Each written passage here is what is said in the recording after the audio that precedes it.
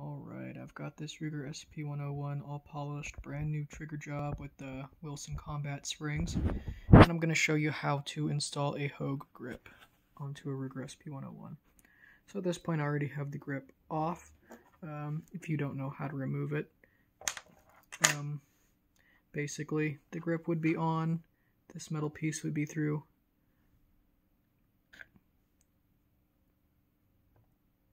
and you would just push it out. So that said, you're going to want to put that on just like that. You're going to have to remove the metal piece, then put it in and reattach. Let me show you. Installed, it should look like that. A little bit of play will be there. Then you'll need to insert the grip onto the handle, and you put the screw in, go through there, into here, and obviously you just thread it in until tight. Let me show you. And there you have your Hogue grip installed